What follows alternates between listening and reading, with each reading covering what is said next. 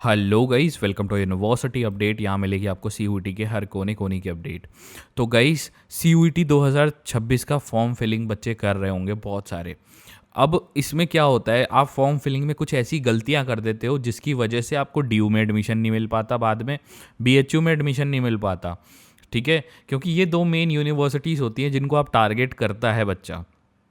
इसके बाद वाली तो सपोर्टिंग में चली जाती हैं कि वो सपोर्ट होता है बस कि हाँ अदर यूनिवर्सिटीज़ में मिल जाए, यहाँ नहीं मिला तो अब वहीं मिल जाए।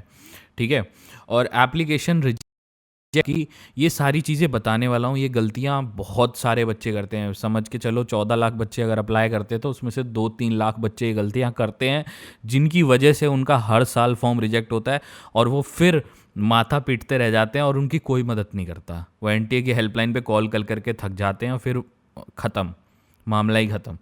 तो गाइज़, इन्हीं सारी गलतियों को बचाने के लिए आपने की वीडियो बनाई है, देखना ज़रूर और जितना हो सके इस वीडियो को शेयर करना ताकि बच्चों तक पहुंच सके ये न्यूज़, और एक लाइक ज़रूर करना वीडियो को। तो आपका ज़्यादा टाइम ना लेते हुए हम सीधा चलते हैं वीडियो पे।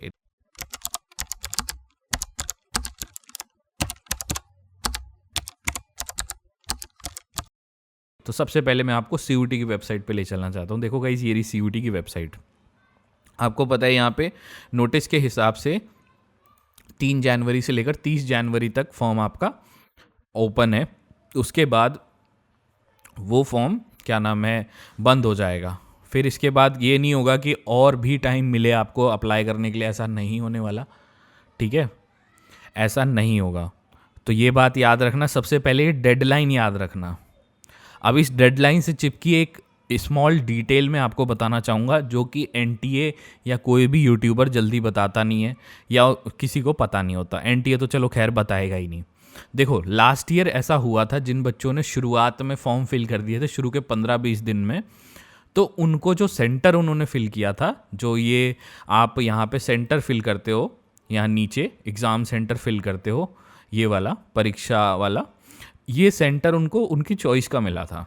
लेकिन जो बच्चों ने end of the time fill किया था, उनको जो सेंटर था वो कोई और मिल गया था। फॉर एग्जांपल, किसी ने दिल्ली भरा था तो उसको तमिलनाडु पकड़ा दिया था, ऐसा हुआ था। एक बच्चे का तो सुनने में आया था कि सेंटर भाई उसको अंडमान निकोबार दे रखा था सेंटर, उसने भरा भी नहीं था जबकि। ठीक है, उसने भरा भी नहीं था तब भी ये सेंटर दे रखा था उसको। अब ये चीज़ क्यों हुई, क्यों नहीं हुई, अब ये देखो, कॉमन सेंस की बात है। जब सेंटर अवेलेबल होगा तो बच्चे को दे देंगे वो लोग। लेकिन क्या होता है, बच्चे ज़्यादा हो जाते हैं, कभी कभी इनके पास एप्लीकेशंस ज़्यादा आ जाती हैं तो ये रैंडम सेंटर अलॉट करने लग जाते हैं। समझ रहे हो आप? और ये चीज़ जेई के पेपर में भी देखने को, अभी जेई के पेपर का सिटी इंटीमेशन स्लिप आया है, उसमें भी ये देखने को मिला है मुझे, वो भी एनटीए ही करवा रहा है। ठीक है, तो ये चीज़ आप जितना जल्दी हो सके फॉर्म को उतना जल्दी फिल करो ताकि आपको सेंटर आपका चॉइस का मिले। ठीक है, याद रखना ये चीज़ बहुत इंपॉर्टेंट होती है। अब सेकंड चीज़ क्या आती है, जब आप फॉर्म फिलिंग कर रहे होगे तो आपको ये सब्जेक्ट फिलिंग ज़रूर आएगा। ठीक है, अब ये सब्जेक्ट फिलिंग में ना बहुत सारे बच्चे गलती करते हैं, जिसकी वजह से दिल्ली यूनिवर्सिटी उनके हाथ से निकल जाता है, बीएचयू उनके हाथ से निकल जाता है, और फिर वो किसी प्राइवेट यूनिवर्सिटी में जाते हैं और फिर एडमिशन लेते हैं और फिर वही ज़िंदगी ख़राब हो जाती है वहाँ पे। क्योंकि वहाँ प्लेसमेंट होती नहीं है। प्राइवेट वाले बड़े बड़े सपने तो दिखाते हैं लेकिन वहाँ एडमिशन नहीं होते, मतलब एडमिशन कह रहा हूँ, जॉब नहीं लगती फिर एंड में। वो डिग्री तो कर लोगे आप प्राइवेट से, लेकिन फिर जॉब नहीं लगेगी। सरकारी में ये होता है कि एटलीस्ट जॉब तो मिल जाती है। ठीक है, और फीस भी कम लगती है, सबसे मेन बात फीस होती है। अब देखो, सबसे मेन चीज़ यहाँ पे क्या करना होता है। अब जैसे फॉर एग्जांपल आपको डीयू में और बीएचयू टारगेट करना है, क्योंकि एक यूनिवर्सिटी जो बच्चा टारगेट करके चलता है वो उसका तो बेड़ा गर्क होता ही होता है। वो तो लिख के ले लो आप मेरे से। जो बच्चा एक यूनिवर्सिटी को टारगेट करके फिल कर रहा है फॉर्म, वो तो गया। वो सबसे मेन चीज़ यहाँ पे ये होती है। तो कभी भी टारगेट करो तो 2-3 यूनिवर्सिटीज़ को टारगेट करके चलो, ताकि यहाँ नहीं मिला तो वहाँ ले लेंगे एडमिशन। तो अब इसके लिए क्या करना होता है, इनका एलिजिबिलिटी क्लियर करना होता है। अब जैसे ये दिल्ली यूनिवर्सिटी का एलिजिबिलिटी क्राइटेरिया है। ठीक है, अब यहाँ से मुझे करनी है BA honours English for example. ठीक है, और अगर यहाँ नहीं मिली, डीयू में एडमिशन नहीं मिला, तो मुझे बनारस हिंदू यूनिवर्सिटी से भी बैचलर्स बीए करनी है इंग्लिश में। ठीक है, तो अब मेरे को यहाँ पे एलिजिबिलिटी चेक करनी होगी, फिर ये वाली चीज़ मैं फिलअप करूँगा, समझे? ये वाली चीज़ तब फिलअप करनी है। देखो इसको हम कर लेते हैं ताकि बता सकूँ आपको ढंग से। देखो अभी यहाँ पे मैं चेक करूँगा कि मेरे को सब्जेक्ट फिलिंग कौन से करने हैं। डीयू के हिसाब से मेरे पास इंग्लिश कंपलसरी होनी चाहिए, ठीक है, और एक लिस्ट ए में से, ठीक है, लिस्ट ए में से इंग्लिश होनी चाहिए और any subject from list B. अब लिस्ट ए ये ऊपर दे रखा है, हर पेज पे दे रखा है। लिस्ट ए में से मैंने इंग्लिश सेलेक्ट कर लिया, लिस्ट बी में से कोई भी एक सब्जेक्ट, जैसे अकाउंटेंसी हो गया और मान लीजिए मैथ्स हो गया या बिजनेस इकोनॉमिक्स हो गया, बिजनेस इकोनॉमिक्स हो गया, कोई भी एक सब्जेक्ट मैंने ले लिया, 3 सब्जेक्ट, तो ये मैं यहाँ पे एलिजिबल हो गया। अब इसको तो मैंने टारगेट कर लिया, ठीक है, लेकिन इसे टारगेट करने के लिए अब देखो इसके हिसाब से मैंने फिलअप किया, इंग्लिश एक फिल किया और मान लो अकाउंटेंसी और बिजनेस स्टडीज़ और ये हो गया, ये सब्जेक्ट सेलेक्ट कर लिए, ये 4 सब्जेक्ट हो गए। अब मैंने क्या करा, इसको फिलअप कर दिया, लेकिन यहाँ पे सिर्फ मैं डीयू के लिए एलिजिबल हुआ भाई, यहाँ सिर्फ डीयू के लिए एलिजिबल हुआ। अब मुझे इसके लिए भी एलिजिबल होना था, बनारस हिंदू यूनिवर्सिटी के लिए, तो यहाँ पे देखो इंग्लिश तो चाहिए ही चाहिए, यहाँ जीएटी का भी सब्जेक्ट मुझे सेलेक्ट करना होगा।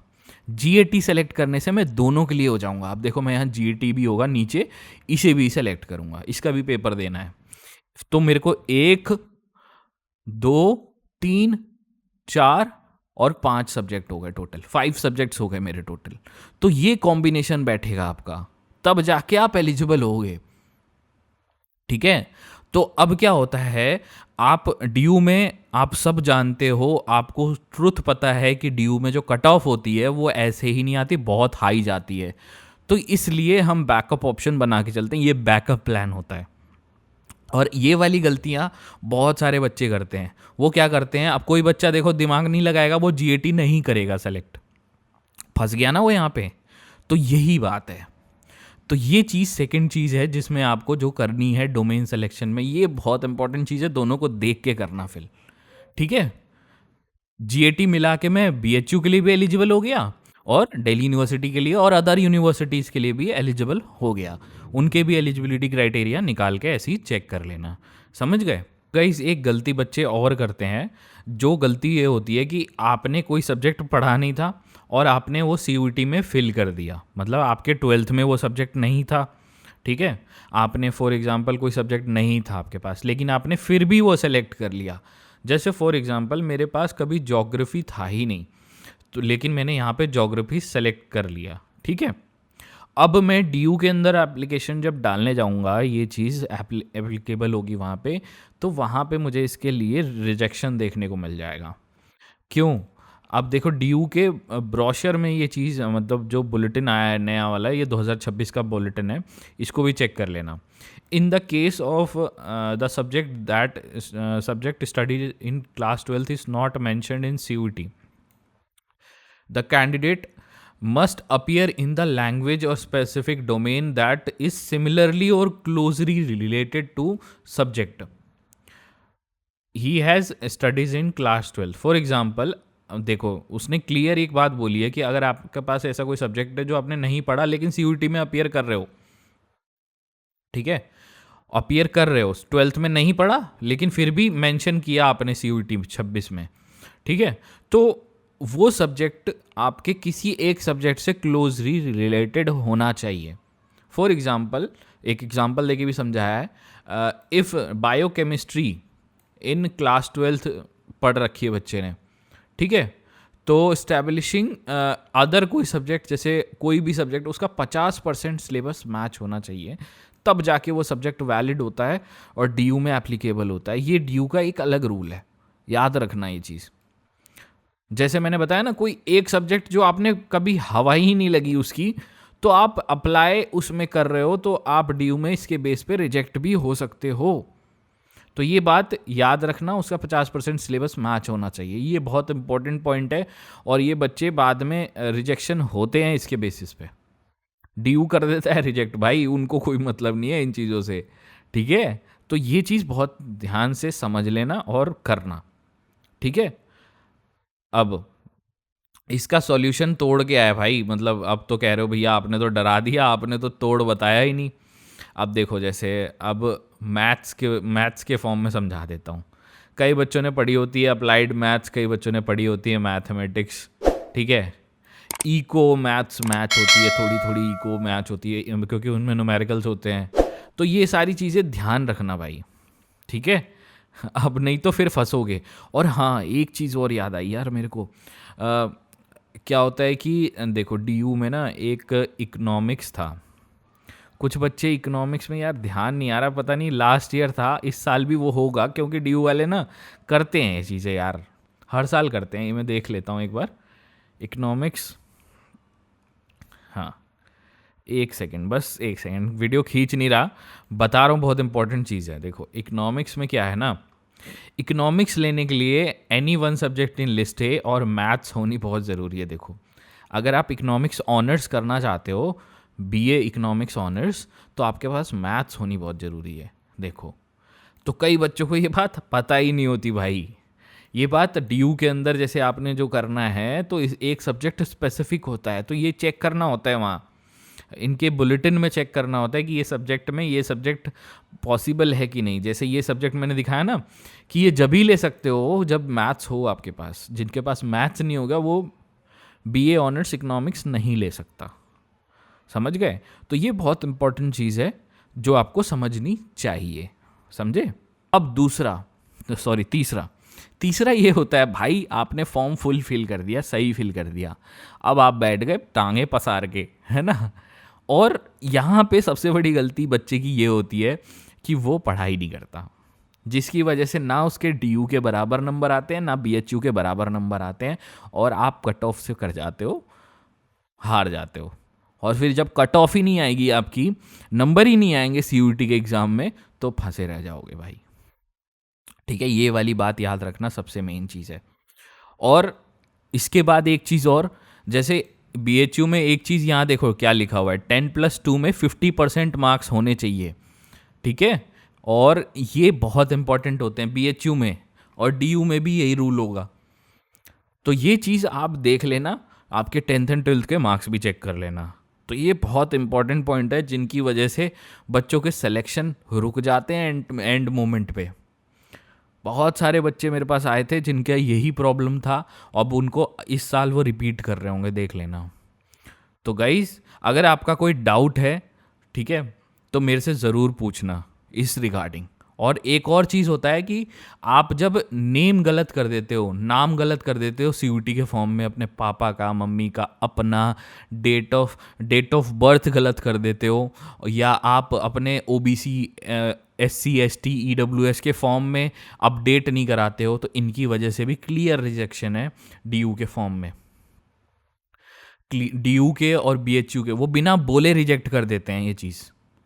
इन फॉर्म्स में आप गलती कर दोगे ना, तो बेटा सही में गए आप, सब सही कर लो, फिर उस वहाँ गलती कर दोगे, नाम वाम में गलती हो जाती है, तो वो क्लियर रिजेक्शन है, वो लिख देते हैं, नीचे लिख देते हैं, your application is rejected on basis of your name issue, लिख के देते हैं बाकायदा ये चीज़, ठीक है।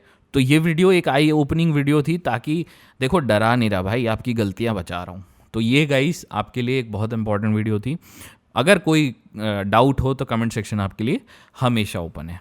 अगर आप दिल्ली यूनिवर्सिटी से रिलेटेड कोई भी दिक्कत फेस कर रहे हो और आपको बहुत सारी प्रॉब्लम्स आ रही है, आपको अपने डाउट सॉल्यूशंस करवाने हैं, तो गाइस आप मुझे टेलीग्राम और इंस्टाग्राम के थ्रू कनेक्ट कर सकते हो। टेलीग्राम से आपको कैसे कनेक्ट करना है, टेलीग्राम अपना ओपन करना है, अपने फ़ोन में टेलीग्राम इंस्टॉल करना, एंड अपने टेलीग्राम के सर्च बार में लिखना दिल्ली यूनिवर्सिटी, और ये जो सबसे ऊपर ग्रुप आएगा इसको ज्वाइन कर लेना, यहाँ पे मैं आपको मिल जाऊँगा।